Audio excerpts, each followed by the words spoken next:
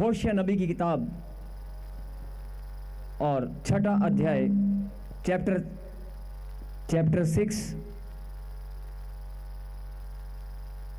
6 और वर्स 6 को हम पढ़ेंगे।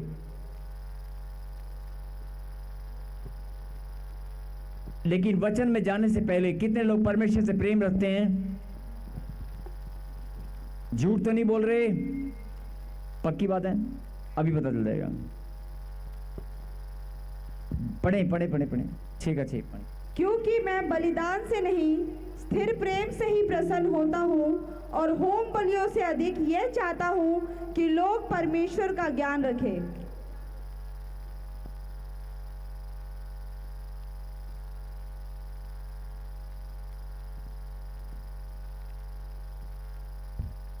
फिर से हालेलुया। हालेलुया। क्योंकि मैं बलिदान से नहीं मतलब जब लोग परमेश्वर को खुश करना चाहते हैं, पुराने समय में भी आपने देखा होगा, इतिहास में बहुत सारे लंबे समय से चलता रहा है, राजा महाराजा लोगों के समय से चलता रहा है कि परमेश्वर कोई भी हो, जिसको भी लोग परमेश्वर मान लिया करते थे। कई लोगों को पता ही नहीं था कि परमेश्वर है कौन, लेकिन जिसको भी लोग अपने अपने समय काल में परमेश्वर मानते आए हैं, आपने सुना होगा, पढ़ा होगा कि परमेश्वर के नाम पर या देवी देवताओं के नाम पर जो भी उनकी देवी या देवता होते थे, उनको बलिदान दिया करते थे, बलि चढ़ाया करते थे। चढ़ाते थे कि नहीं? आपने सुना होगा, आपने पढ़ा होगा कि बलिदान दिया करते थे। और आज भी ऐसे ही लोग हैं।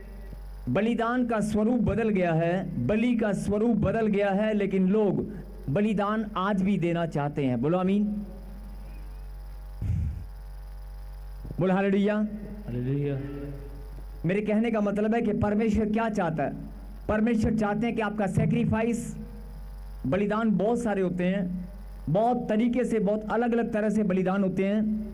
आप बलिदान का मतलब होता है जैसे अपना जो सबसे कीमती चीज है, जो भी अपनी सबसे कीमती चीज है, उसको दिल पर पत्थर रखकर भेंट देना, या उत्तम से उत्तम या फिर उत्तम से उत्तम जो भी आपके जीवन में बेस्ट चीज है, उसको किसी को गिफ्ट देना, या फिर बड़ी भेंट लेकर प्रभु के पास आना, या फिर बलिदान मतलब बलि के समान दान करना। जैसे बलि चढ़ाते थे ऐसे दान चढ़ाते हैं, कोई उत्तम भेंट देकर, कोई उत्तम वस्तु देकर हम लोग परमेश्वर के लिए अपने कदमों को निकालते हैं और बलिदान लेकर आते हैं। लेकिन कई लोगों के पास धन दौलत या कोई वस्तु नहीं होती, कोई सोना चांदी नहीं होता, वो लोग बलिदान देते हैं दूसरे स्वरूप में, और वो बलिदान उनका मन की भावनाएं हैं। ध्यान से सुने। कई लोग आपने देखा होगा, प्रभु मेरे पास कुछ नहीं है, रोते हैं, प्रभु मैं तेरी बेटी हूं, मैं बड़ी भेंट देना चाहती हूं, लेकिन मेरे पास तो कुछ भी नहीं है। क्या परमेश्वर को पैसा धन दौलत सोना चांदी चाहिए? लेकिन जब कोई रोकर प्रार्थना करता है कि परमेश्वर मैं भी बड़ी भेंट देना चाहती हूँ, मैं भी बड़ा दान अर्पित करना चाहता हूँ, मैं भी तेरे राज्य के सेवकाई के लिए कुछ उत्तम करना चाहता हूँ, मुझे मौका दे, मेरे पास धन दे, ऐसे रो रो कर प्रार्थना करते हैं, तो मैं आपको बताना चाहता हूँ कि परमेश्वर उनकी भावनाओं को भी बलिदान के स्वरूप में ग्रहण करते हैं। बोलो आमीन। थोड़ी सी भारी और आवाज खोल बेटे, इसकी आवाज खोल इसकी। फिर से कहें हालेलुया। आपकी भावनाएं परमेश्वर बलिदान के रूप में, आपका सैक्रिफाइस, आपका त्याग मतलब कि आपने फैसला किया कि मैं अपनी नींद को त्याग दूंगा। ध्यान से सुनना। आपने फैसला किया कि मैं अपनी नींद को त्यागूंगा, अपने आलसपन को त्यागूंगा, अपनी कठोरता को त्यागूंगा, अपनी गंदी हैबिट को मैं त्याग दूंगा, अपने पाप को मैं त्याग दूंगा, पाप से भरी जिंदगी को मैं त्याग दूंगा, अपने व्यभिचार को मैं त्याग दूंगा, मैं नशे को त्याग दूंगा, जो मेरी गंदी हैबिट है उन्हें मैं त्याग दूंगा, मतलब मैं सैक्रिफाइस करूंगा। आपने फैसला किया है। बोलो आमीन। ये सैक्रिफाइस करना, ये डिसीजन लेना, ये भी एक बलिदान है, ये भी परमेश्वर को भाता है। बोलो आमीन। आपके पास पैसे नहीं है, आपके पास धन दौलत नहीं है, लेकिन आप अगर परमेश्वर से सच्चा प्यार करते हैं तो आप अपना सेक्रीफाइस कर सकते हैं। बोलो आमीन। आपके अंदर सेक्रीफाइस की भावना कि परमेश्वर मैं अपने जीवन को प्रार्थना वाला जीवन बनाऊंगा। अगर 24 घंटे में से मैं 4 घंटे निकालूंगा, मैं बड़ा त्याग दूंगा अपनी नींद का, अपने आराम का, अपने घूमने फिरने का, लेकिन मैं परमेश्वर को महिमा देने के लिए समय निकालूंगा। जब आप फैसला लेते हैं, ये फैसला भी आपके अंदर जो परमेश्वर के प्रति प्रेम है, जो आपके अंदर परमेश्वर के प्रति प्रेम है, वो जाहिर होता है। बोलो आमीन। आमीन।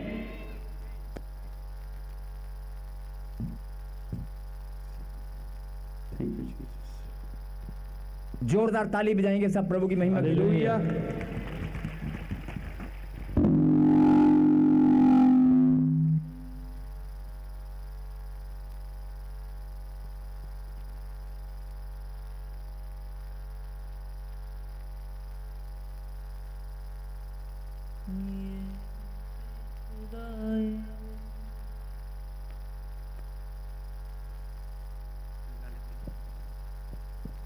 तू ही ने मुझे प्यार किया, तू ही ने मेरा उद्धार किया।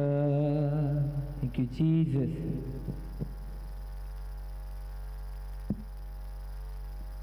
हमारे बीच में गवाही है, सुनेंगे ध्यान से। माफी चाहते हैं हम आपसे। एक गवाही। हालेलुया। प्रॉफिट जी, बहुत ही बड़ी टेस्टमनी बनी है इस बहन की। ये बहन बता रहे हैं 6 साल से इनके रीढ़ की हड्डी पे बहुत ही मोटी गांठ थी। डॉक्टर ने ऑपरेशन के लिए बोल दिया था। इसके पास पैसे नहीं थे ऑपरेशन कराने के लिए, पर चर्च में आए, आपने भविष्यवाणी किया गांठें उड़ने के लिए जा रही हैं। इस बहन ने विश्वास से रिसीव किया। वो 6 साल से गांठ जो रीढ़ की हड्डी पे बनी हुई थी, वो आज धुआं बन के उड़ चुकी है। वो हाथ यसूदाए, वो हाथ यसूदाए। मेरे रीढ़ की हड्डी में 5 साल की गांठ थी। मैं बहुत दर्द के मारे बहुत तकलीफ था, बहुत जगह दिखाया, कहीं मेरे को ठीक ही नहीं हुआ। फिर मैंने मेरे को बताया, मैंने मोबाइल में देखा यहाँ के बारे में, फिर आई। फिर मेरे को 1 साल हो गया आते आते। आज मैं गांठ से आज़ाद हो चुकी हूँ। परमेश्वर हालेलुया। परमेश्वर की दास का बहुत ज़्यादा धन्यवाद करती हूँ, दिल से और आत्मा से बहुत ज़्यादा। आप रोए मत बहन, सुनो मेरी बात। ये बताएं कि रानी कौन है? मैं हूँ रानी। प्रोफेसर। Thank you, Jesus। सुनो, आप घबराएं मत। आपने आज प्रभु की महिमा की है ना, प्रभु ने आपको चुना अपनी महिमा के लिए। हिंदुस्तान के कोने कोने से, देश विदेश की धरती से सब लोग आपको देख रहे हैं, और आपकी गवाही को सुनकर जो लोग, ये भविष्यवाणी है, जो लोग रिसीव कर रहे हैं कि मेरी भी गांठ उड़ गई है, उनकी भी उड़ गई है। जीसस। आप रोए मत, आप केवल धन्यवाद करें, आप मुस्कुराएं। अब रोने का समय खत्म हो चुका है, आपकी गांठ गायब हो चुकी है। ताली बजाकर धन्यवाद करें। Yes please. जीसस। और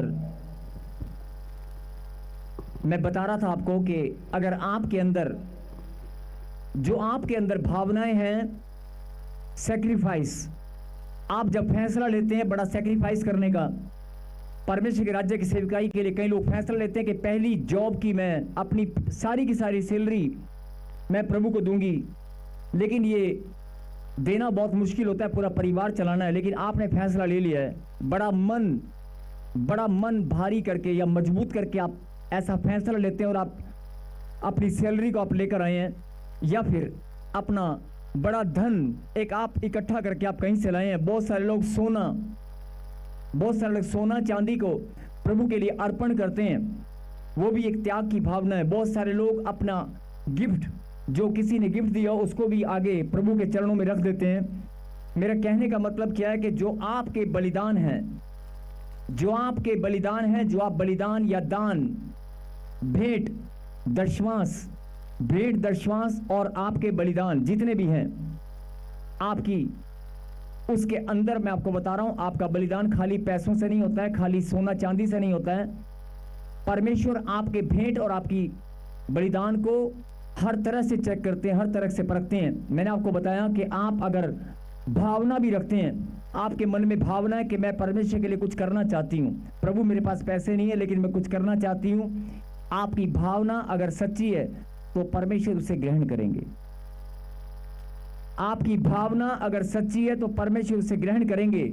और अगर आपका टूटा हुआ हृदय सच्चे मन से आप भावना से भर गए हैं कि प्रभु मैं टूट गई हूं लेकिन मैं कुछ करना चाहती हूं, मैं आपके लिए भेंट और दशवांश या दान लेकर आना चाहती हूं, लेकिन मेरे पास कुछ नहीं है, लेकिन आपके पास क्या है? भावना है, आपके पास परमेश्वर के प्रति प्रेम है, परमेश्वर उसे ग्रहण करेंगे। बोलो आमीन।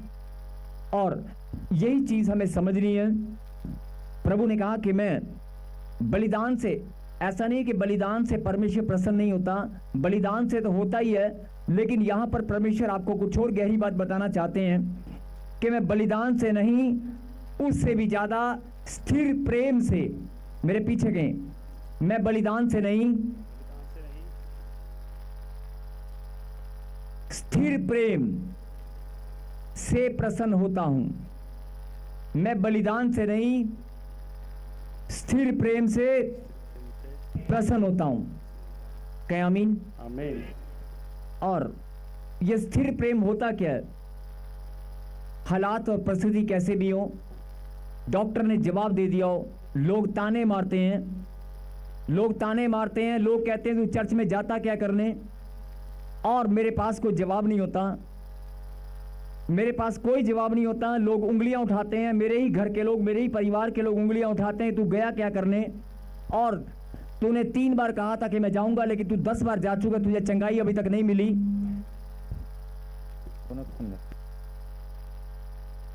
तुझे चंगाई अभी तक नहीं मिली, और इतने लंबे समय तू चर्च में जा रहा है, तेरा जीवन तो अभी तक बदला नहीं है, तेरे चेहरे पे मुस्कुराहट नहीं है।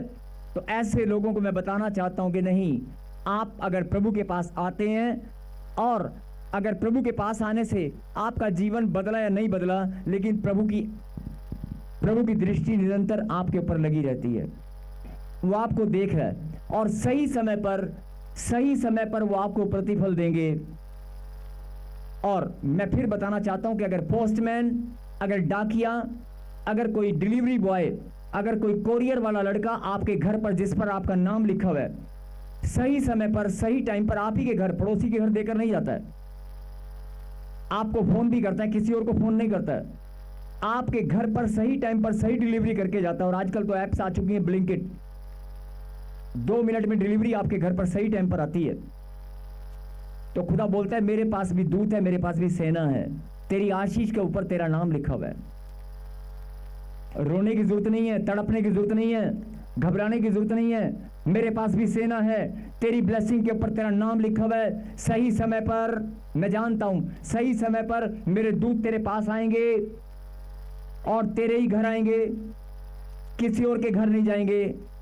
मैं तेरे बलिदान को जानता हूं, मैं तेरे बलिदान को जानता हूं। बलिदान के बारे में मैंने क्यों बताया, सुने के ध्यान से, कि बहुत सारे लोग बोलते हैं कि मैं बड़ी भेंट लेकर जाऊंगा, मेरे पास भेंट नहीं है, मेरे पास पैसा नहीं है, मेरे पास ये नहीं है। कोई बात नहीं, लेकिन आपके पास भावना है, आपके पास प्रेम है।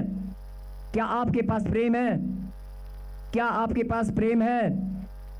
मैं फिर बोल रहा हूं, क्या आपके पास प्रेम है? यस। आप उस प्रेम को परमेश्वर को बता सकते हैं, दिखा सकते हैं? पक्की बात है। परमेश्वर बोलता है कि 2025 साल पहले पूरे जगत को मैंने अपना प्रेम दिखाया है, मैंने पूरे जगत को अपना प्रेम दिखाया, अपने आप को क्रूस पर बलिदान देकर, अपने आप को क्रूस पर बलिदान देकर मैंने पूरे जगत को अपना प्रेम दिखा दिया है। तेरे आने वाली पीढ़ियों के लिए भी मेरा प्रेम सदा के लिए। बोला आमीन। आमीन। और मैं फिर बोल रहा हूं कि जो लोग बोलते हैं कि मैं बड़ा कुछ करूंगा, मैं ये करूंगा, मैं वो करूंगा, कोई बात नहीं। अगर आपकी भावना सच्ची है, आपका प्रेम सच्चा है, तो वचन आपके लिए है। बोला आमीन। क्या लिखा है यहां पर कि मैं बलिदान से नहीं, लेकिन स्थिर प्रेम से प्रसन्न होता हूं, और होम बलियों से अधिक यह चाहता हूं कि लोग परमेश्वर का ज्ञान रखें। बोला आमीन। आमीन। 2 बातें परमेश्वर ने यहां पर कही, एक परमेश्वर का ज्ञान और एक प्रेम, स्थिर प्रेम। मेरे पीछे कहें स्थिर प्रेम। अब स्थिर प्रेम क्या है? आप यहां पर बैठे हैं, आज अगर घर से निकलने से पहले बारिश आ जाए तो बहुत सारे लोग कहेंगे कि यार आज बारिश आ रही है, चर्च में पानी हो गया होगा, या वहां पर मौसम खराब हो गया, रास्ते में दिक्कत आएगी, ऑटो नहीं मिलेगा, गाड़ी, रास्ते में कोई ऑटो नहीं मिलेगा या गाड़ी नहीं मिलेगी। आप परेशान होकर नेगेटिव सोचने लगते हैं और आपके कदम अचानक रुक जाते हैं। आपके अंदर प्रेम है, लेकिन अगर आप फैसला लेते हैं अरे मौसम कैसा भी हो, गाड़ी मिले ना मिले, खुदा के दूत आएंगे उठाकर चर्च में रख देंगे, आमीन। अरे कोई लेके जाए ना जाए, खुदा के दूत आएंगे अपने आप इंतजाम करेंगे, मेरे लिए मेरा खुदा इंतजाम करने वाला है। यस आमीन। मैं चर्च में पहुंच जाऊंगी, बारिश आ रही होगी तो रुक जाएगी, ये मेरा विश्वास है। आप जब ऐसा फैसला लेकर अपने कदमों को निकालते हैं, ये आपके अंदर स्थिर प्रेम है। यही प्रेम परमेश्वर को भाता है, यही प्रेम परमेश्वर को अच्छा लगता है। बोलो आमीन। आमीन। आपके, मैं ये नहीं कह रहा हूं कि प्रेम नहीं है, प्रेम है, लेकिन ये प्रेम बढ़ता रहना चाहिए। आपके अंदर जो प्रेम है, परमेश्वर उसे बढ़ता हुआ देखना चाहते हैं। आपके अंदर जो परमेश्वर के प्रति प्रेम है, परमेश्वर उसे बढ़ता हुआ और स्थिरता में देखना चाहते हैं। बोलो आमीन। और आज परमेश्वर आपको यही बताना चाहते हैं कि सुन ले मेरी बेटी, सुन ले मेरे बेटे, मैं तेरे अंदर प्रेम को बढ़ता हुआ देखना चाहता हूं। बोलो आमीन। आमीन। अभी आप बोल रहे थे कि मेरे अंदर प्रेम है, लेकिन मैंने कहा ना कि जब आप अपने जीवन में पहला स्थान परमेश्वर को देते हैं, ये चिन्ह इस बात का कि आपके अंदर परमेश्वर के प्रति प्रेम है। जब आप फैसला लेते हैं कि मैं, कोई रिश्ता आ जाता है, कोई प्रॉपर्टी परचेज करनी हो, कोई आपको बता दे, कई फैसला कर लेते हैं कई लोग कि यहाँ पर फटाफट बयाना कर दे, या ये काम में पैसे फंसा ले, या बिजनेस वाले लोग डिसीजन ले लेते हैं, कोई डील कर लेते हैं, फायदा या नुकसान वो बाद की बात है, लेकिन आपने सबसे बड़ी गलती क्या की, आपने पहला स्थान परमेश्वर को नहीं दिया। और जब आप हर एक काम, रिश्ता आए, बिजनेस डील हो, कोई भी काम हो, कोई भी डिसीजन हो, जब आप फैसला लेते हैं, जब आप फैसला लेते हैं कि मैं परमेश्वर की इच्छा के बिना कोई काम करने वाला नहीं हूं, मैं पहला स्थान परमेश्वर को दूंगा, मेरे जीवन में पहला स्थान मैं परमेश्वर को दूंगा, यह चिन्ह इस बात का कि आपके अंदर परमेश्वर के प्रति स्थिर प्रेम है। यह चिन्ह इस बात का कि आपके जीवन में अगर स्थिर प्रेम परमेश्वर के प्रति है। बोलो आमीन। और जिनके अंदर परमेश्वर के प्रति स्थिर प्रेम है, उनके मस्तक ऊंचा करना मेरा खुदा जानता है। और आगे क्या लिखा कि मैं तुम्हारे अंदर जो स्थिर प्रेम है ना, उससे प्रसन्न होता हूं।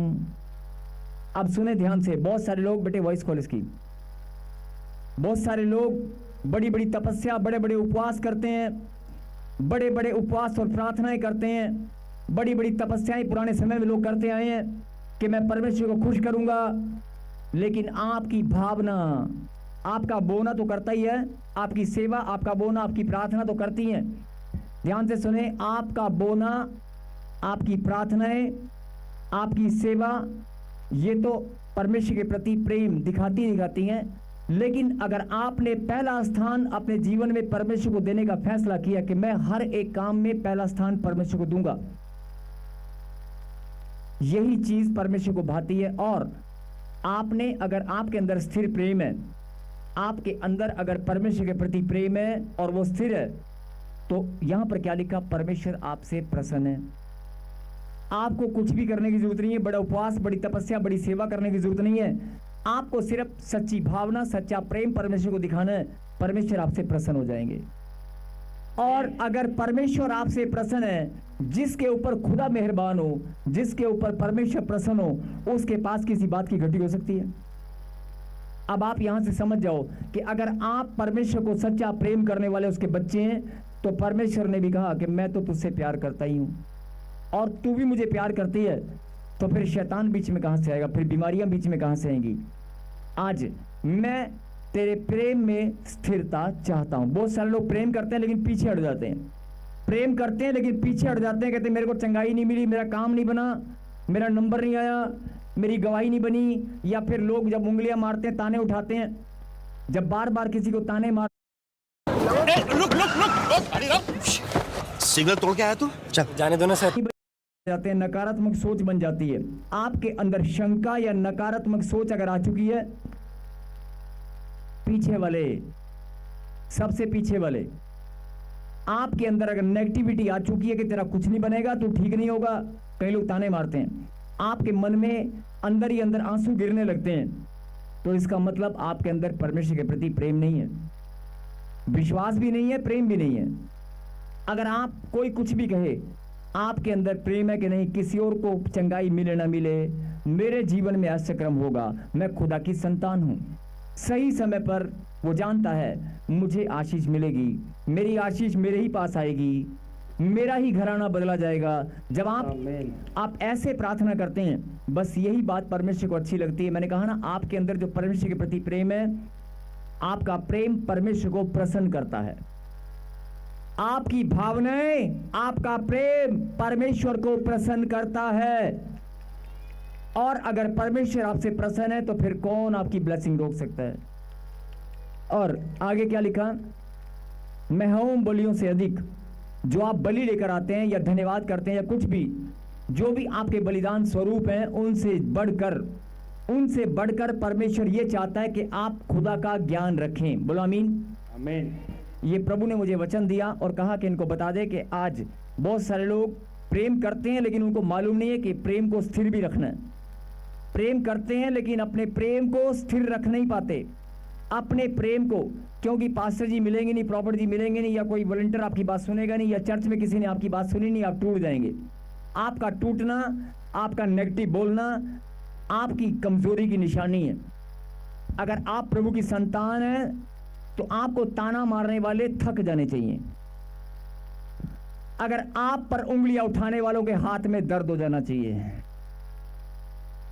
अगर आप परमेश्वर से प्रेम रखते हैं तो जिस बंदे ने आपके ऊपर उंगली उठाई है ना, ऐसे हाथ करके, उसके हाथ में दर्द हो जाना चाहिए, उसका हाथ थक जाना चाहिए। अगर कोई बार बार आपको ताने मार रहा है तो उसको थकावट महसूस हो जाएगी, वो आपको बोलना अपने आप बंद कर देगा। आप समझ रहे हो, आपके अंदर प्रेम इतना होना चाहिए। होता क्या है, ले हम तो इतना जो लंबे समय से यहाँ पर आ रहे हैं, और क्या हम टीम मेंबर भी हैं, हमारी तो कोई सुनता नहीं है, और सुनते हैं हमसे ये वो जो करते हैं ना, ये आपके अंदर कमजोरी की निशानी है और ये परमेश्वर के प्रति प्रेम नहीं है। अगर परमेश्वर के प्रति प्रेम है तो आज एक बात सुन ले सब लोग कान खोल के, जो ऑनलाइन देख रहे हैं, जो परमेश्वर के प्रति प्रेम रखते हैं, परमेश्वर से प्रेम रखते हैं, उनकी जुबान में, उनके विचारों में किंतु परंतु नहीं होता। बोलो हालेलुया। जो परमेश्वर से प्रेम रखते हैं, उनके दिमाग में, उनकी सोच में नेगेटिव बातें नहीं आती। अगर वो परमेश्वर के दीवाने हैं, वो हमेशा मुस्कुराते ही रहेंगे। अगर परमेश्वर का प्रेम आपके अंदर है, कोई कुछ भी बोल ले, कोई मिले ना मिले, अरे आते हम प्रभु की महिमा के लिए, महिमा करके जाएंगे, हम जानते हैं हमारा प्रतिफल हमें ही मिलेगा। हम शंका करके, नेगेटिव सोचकर परमेश्वर के प्रति जो प्रेम है, जो स्थिरता है, उसमें कमजोर नहीं बनेंगे और हमारी आशीष, हमारा प्रतिफल कोई छीन नहीं पाएगा। अगर आप इस बात को समझ चुके हैं तो ताली बजाकर प्रभु को धन्यवाद दें। हालेलुया। आज ये वचन आपको प्रभु ने भेजा है कि मैं आपके अंदर जो प्रेम है, मैं जानता हूं इतनी रात को, इतनी दूर दूर से चलकर आप आए हैं, इतना लंबा समय आपने दिन भर, अभी रात, कितने लंबे समय से आपने इंतजार किया होगा खुदा के वचन को सुनने के लिए। यह आपके अंदर खुदा का प्रेम है। आप यहां पर बैठे हैं, इतने सालों से इस मिनिस्ट्री के साथ जुड़े हुए हैं, यह आपके अंदर प्रेम है। यही तो परमेश्वर को अच्छा लगता है। लेकिन शैतान को मालूम है कि इसके अंदर प्रेम है, इसको आशीष मिलने वाली है, इसकी चंगाई होने वाली है, इसका जीवन बदलने वाला है। वो छल करता है और दिमाग को पकड़कर आपको नेगेटिविटी में डाल देता है। आज से ये परमेश्वर की इच्छा कि आप मजबूत बने। बोलो आमीन। आप मजबूत बने, आप कमजोर नहीं बने। और प्रभु ने कहा कि मैं तुम्हारे बलिदान या दान से नहीं, तुम्हारी भावनाएं, तुम्हारे प्रेम से प्रसन्न होता हूं। बलिदान और दान तो तुम्हारा, अगर तुम कुछ बोगे, कुछ लाओगे, उसका प्रतिफल तो मैं तुम्हें गुणात्मक वृद्धि में दूंगा ही दूंगा। लेकिन मुझे ज्यादा प्रसन्नता आपके अंदर जो प्रेम है उससे होती है। और मैं इस बात से और भी ज्यादा खुश होता हूं कि लोग मेरी बात को सुने और समझे, मेरा ज्ञान अपने अंदर रखें, मेरा ज्ञान अपने अंदर रखें। क्या लिखा? मैं चाहता हूं कि लोग परमेश्वर का ज्ञान रखें। बोलो आमीन। आमीन। फिर से मेरे पीछे कहें, आंख बंद करें अपनी और कहें, परमेश्वर मैं धन्यवाद करता हूं, मेरे अंदर जो प्रेम है वो आप ही की इच्छा और आपके अनुग्रह के द्वारा है। हे परमेश्वर, जो मेरा स्वभाव है, मैं धन्यवाद करता हूं, वो आज बदल चुका है। हे परमेश्वर, मैं धन्यवाद करती हूं, मेरे अंदर जो प्रेम है आपके प्रति मेरे खुदा वो बढ़ता ही जाएगा, बढ़ता ही जाएगा, बढ़ता ही जाएगा। और मैं खुदा की बातों को सोच समझने में, उसके ज्ञान को ग्रहण करने में मैं बढ़ती ही जाऊंगी, मैं बढ़ती ही जाऊंगी। यीशु के नाम में कहें आमीन। अपनी आंखों को बंद करें और मेरे खुदा, जिन्होंने आज तेरी बात को समझ लिया है, जिन्होंने तेरे ज्ञान को आज अपने अंदर रख लिया है, जिन्होंने फैसला किया कि प्रभु मैं अपने प्रेम तो मैं तुझसे करता आया हूं, लेकिन अपनी स्थिरता को मैं कहीं ना कहीं खोता आया हूं। फिर से सुने, परमेश्वर ये तेरे बच्चे बहुत लंबे समय से आपसे प्रेम करते आए हैं, लेकिन प्रेम करने में अपनी स्थिरता को कहीं कमजोर बन गए होंगे। लेकिन आज प्रभु जी मैं प्रार्थना में मांगता हूं, आप अपनी सामर्थ्य दें, अपना बल दें, अपनी बुद्धि, अपना ज्ञान इन बच्चों को दें मेरे खुदा, ताकि ये और ज्यादा मजबूत बने और ये परमेश्वर आपसे प्रेम करने में जो स्थिरता दिखाएं, उस स्थिरता में ये बढ़ते ही जाएं। और जो ज्ञान आप चाहते हैं कि मेरे बच्चों के अंदर हो, उस ज्ञान को ग्रहण करने में प्रभु जी ये बढ़ते जाएं। धन्यवाद पिता परमेश्वर, जिन्होंने आज इस बात को समझ लिया है, जिन्होंने इस बात को समझ लिया है, उनके जीवन में आशीष खुल चुकी है। आमीन। उनका स्वभाव, उनके जीवन में बदलाव हो चुका है। आमीन। उनकी चंगाई हो चुकी है। अगर रीढ़ की हड्डी में से प्रभु ने आपको गवाही बनाकर दिखाया कि गांठ गायब हुई है, तो आपकी गांठें, आपकी गिल्टियां, आपकी पथरियां गायब हो चुकी हैं। आमीन। आपके जीवन में भी आशीष स्वर्ग से उतर आई है। जिनको लगता है कि यस मेरे अंदर खुदा का प्रेम है और उसमें मैं स्थिर रखने में और ज्यादा मजबूत बनूंगा, कोई कुछ भी कहे मैं कमजोर नहीं बनूंगा, मेरे अंदर खुदा का प्रेम है, मैं परमेश्वर को पहला स्थान देने में, प्रार्थना करने में और उसकी महिमा करने में, उसके ज्ञान को ग्रहण करने में और परमेश्वर के प्रति प्रेम को बढ़ाने में मैं बढ़ता ही जाऊंगा, बढ़ता ही जाऊंगा, बढ़ता ही जाऊंगा। वो ताली बजाकर धन्यवाद कर रहे हैं। और मेरे खुदा मैं प्रार्थना करता हूं कि जिन्होंने इस बात को ग्रहण किया, आज उनके लिए आसमान के झरोखे खुल जाएं यीशु नासरी के नाम में, अभी के अभी। ताली बजाकर धन्यवाद दें। यस।